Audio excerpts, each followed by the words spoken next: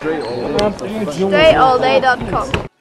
What up, everybody? Dre Baldwin, tryouts.com. It is actually right now, Saturday, August 8th. It's about 1:54 a.m.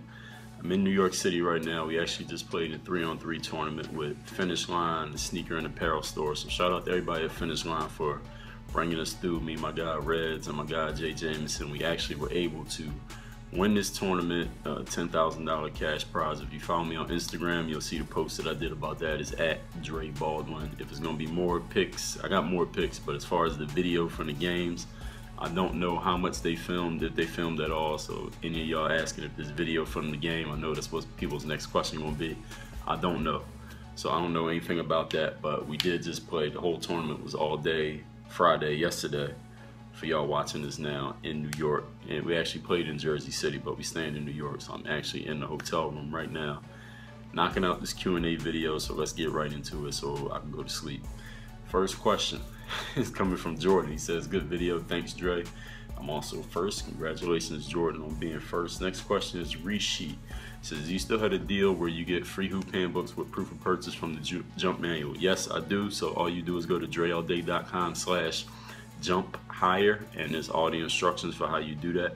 And understand that the $1 trial of the jump manual is not proof of purchase. You got to purchase the entire program. Whatever the full price is, you got to pay the full price. So if you paid $1, you don't get the free handbooks with the $1 trial. You got to go through the trial and pay the full price of the program before you get the free hoop handbooks. I want to make sure everybody knows that, because I'm getting a lot of emails, people who paid $1 and they're like, yo, give me the free handbooks.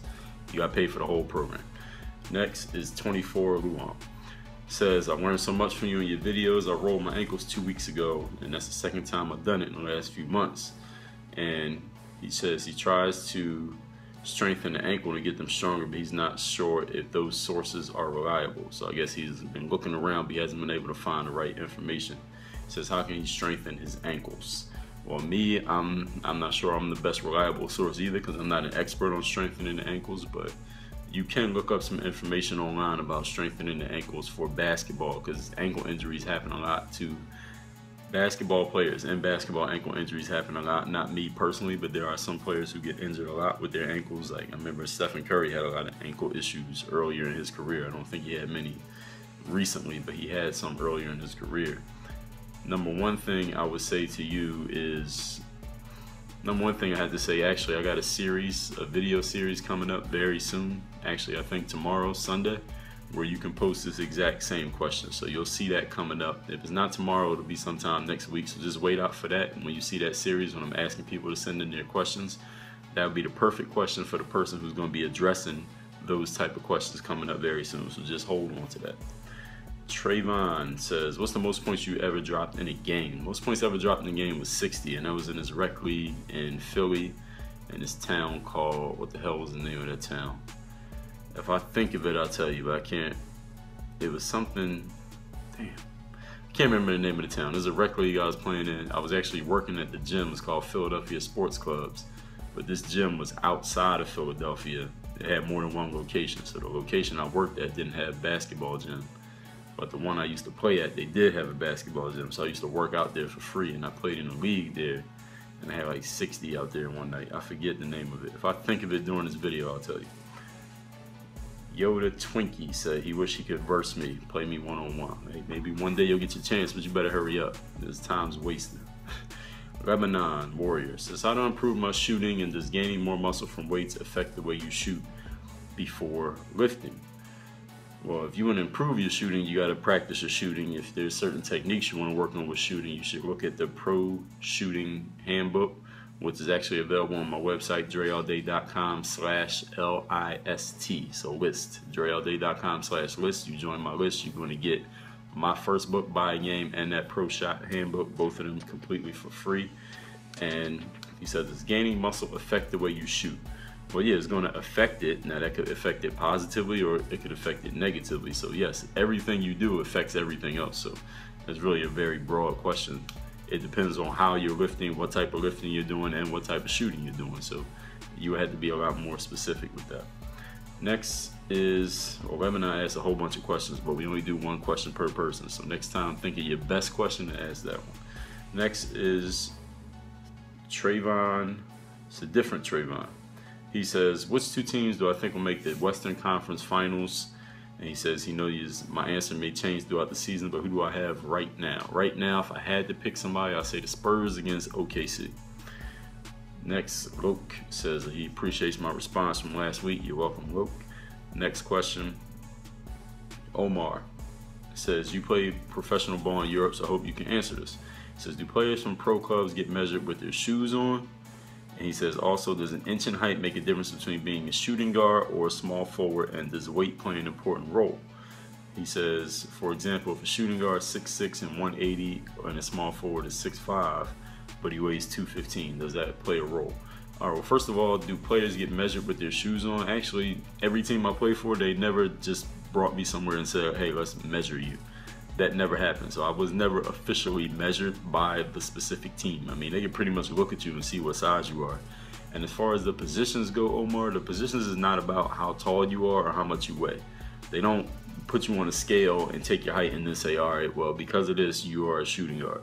It's not how it goes. You get on the court, and when they see you play, the coach is going to be like, all right, this is the way that I think you can work best within our team. So it's not really about how tall you are, how much you weigh. It's not about your measurables. It's about your actual ability on the court. When you get on the court, the coach is going to put you in a position that he or she thinks you best fit within the system of the team. So it's not really about the numbers at all. Next question, Rodney Petrie says, on a scale of 1 to 10, how important do you think it is to help your subscribers get better at basketball? How much do you care about how your subscribers feel about your channel?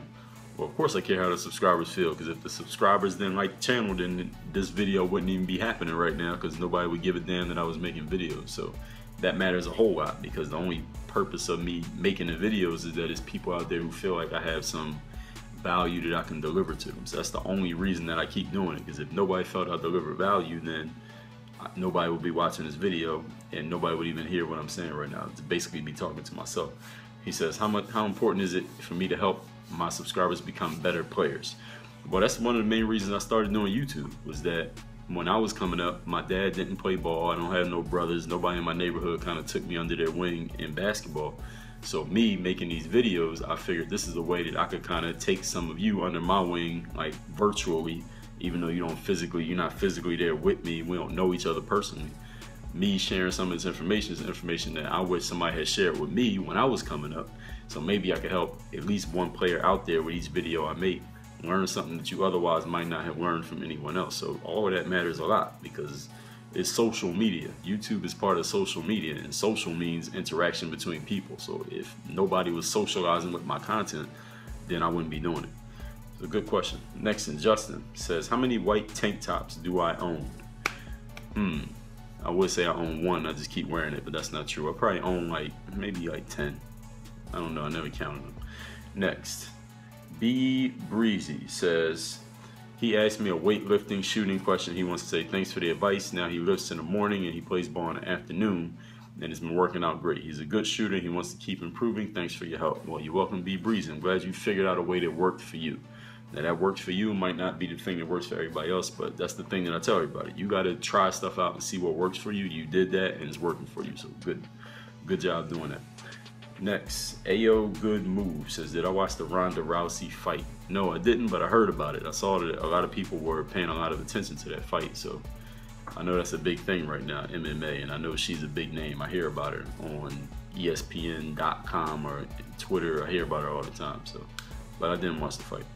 Next, the Super Gamer says, I have tryouts this year and I'm only 5 feet and I'm 15 years old and I can't jump. Do I have 5 feet and 5.5? So he's 5'5.5".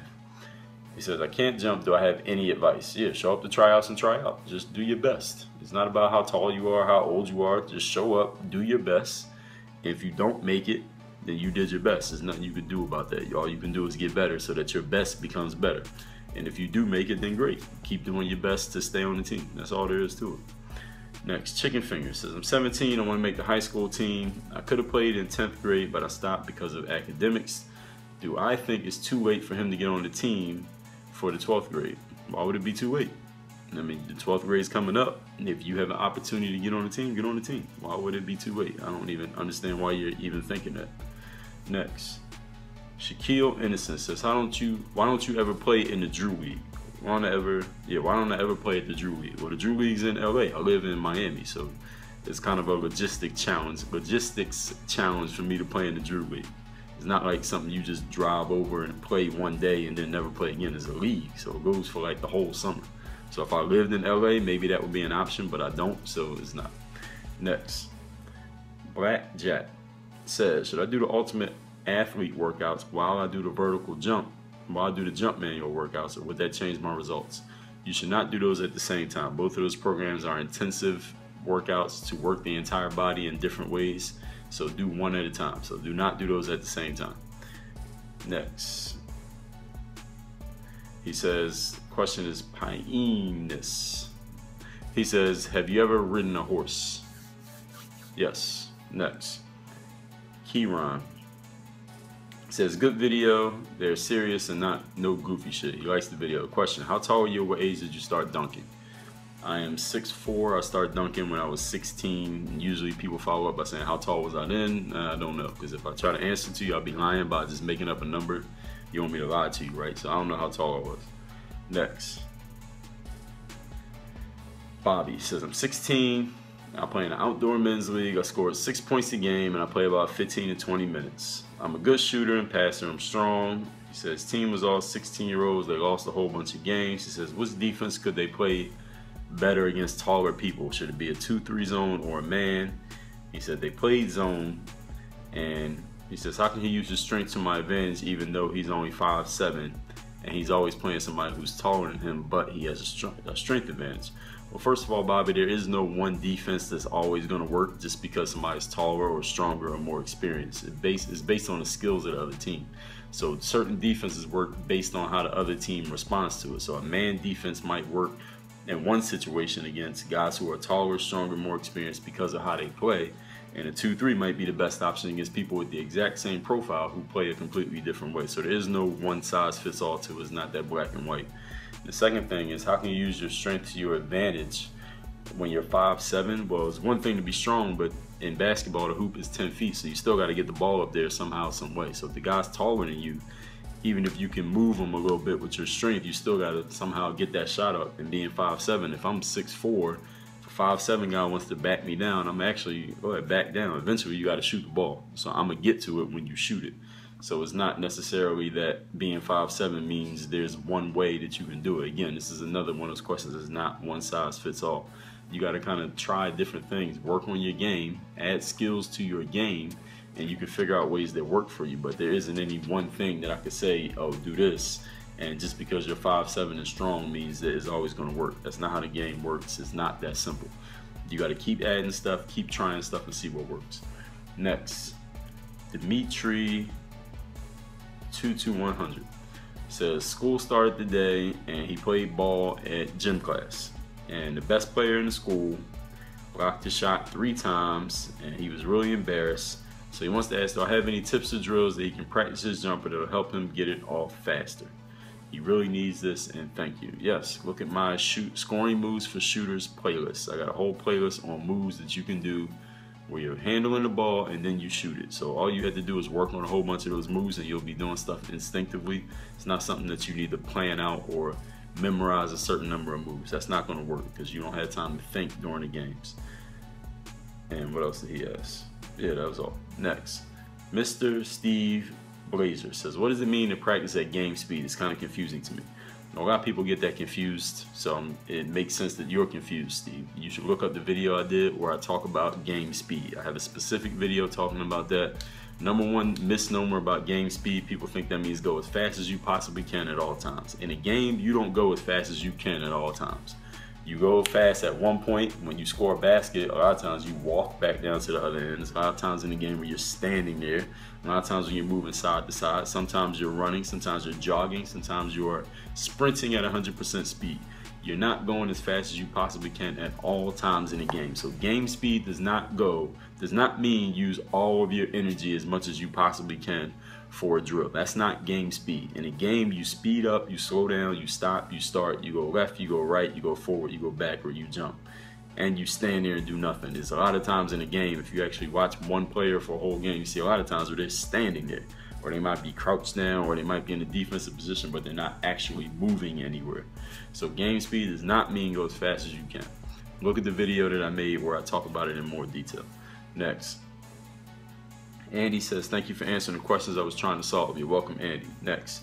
Gabriel says, what's your biggest regret and what's your proudest accomplishment? I don't have any regrets, so I don't have a biggest regret. My proudest accomplishment, I don't know. I don't have any one thing that jumps out at me. If I had to think about it, I guess it's not that proud of an accomplishment. I have many that I'm proud of, but not any one thing, I would say.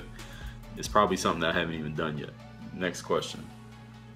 Double T says, have you ever did any nasty dunks in your years of playing? Thank you for your videos. It has helped me a lot lately.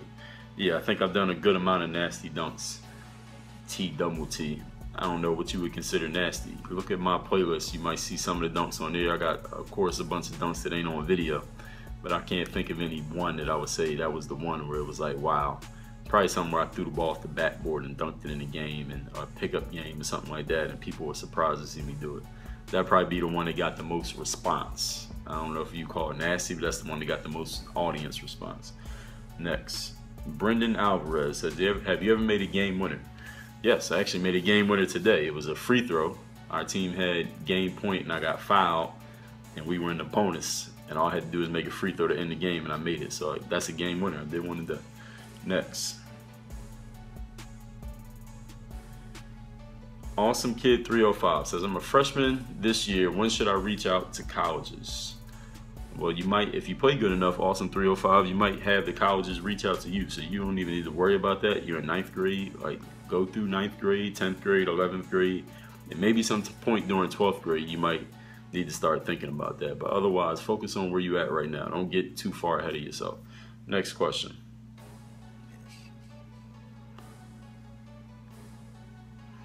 D-Land Blair says, I love your videos. Keep up the great content. My question is, how tall were you when you first dunked? Well, somebody already asked me that, so thank you for liking my content, but I already answered that question.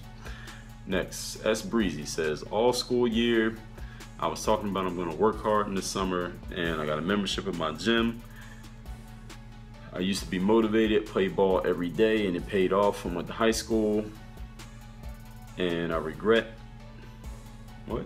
He said, people told me I'm going to regret it because I know I got cut this year. I'm going to my senior year and I'm not going to make it. And he still feels like he wants to make the NBA. He doesn't know what's going on. He wants to play overseas, but he doesn't know what he should do.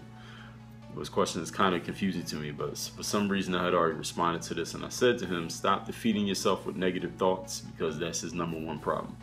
Obviously, it's like he needs to give himself a positive expectation and practice thinking that way consistently. It doesn't guarantee success, but if you're thinking negatively, it basically guarantees your failure. So you don't have to think, just because you're thinking positive, it doesn't mean that everything's going to work out, but thinking negative pretty much guarantees it is not going to work out. So stop thinking negatively about your situation. All you need to do is focus on a positive expectation, and then take that positive expectation and translate it into actual action. Because if you expect positively but you're not doing any work, it's kind of like if I expected to get big muscles but I never went to the gym and lifted weights, then I'm still not going to get big muscles even though I'm expecting positively. So you have to have the positive expectation, then actually take some action. Next. Cash Lee 15 says, I'm a 6'2" rising sophomore. I have trouble when I lose the ball with contact. Do I have any tips? Yes. Play against somebody or practice against somebody and have them give you contact every time so you can practice finishing with the contact. Human Torch says, who's the best player you play with or against, and do I think how I think Kobe will do as a small forward? Do I think they'll make the playoffs? Best player I played with or against, I probably had to say Anthony Parker. That's probably around 2007 when he had just came back from Europe. Or I think he might have just played his first year with the Raptors. At that time, he was the best player I played with at that time. And how I think Kobe will do as a small forward, just as good as he did as a shooting guard. It's not really that much of a difference. He's still the same player. And do I think the Lakers will make the playoffs? I think if Kobe's healthy all year, I actually do think the Lakers will make the playoffs, yes. Anthony Marante says, Dre, do you have a shoe that feels better than others while playing basketball? And if so, what's the name of the shoe?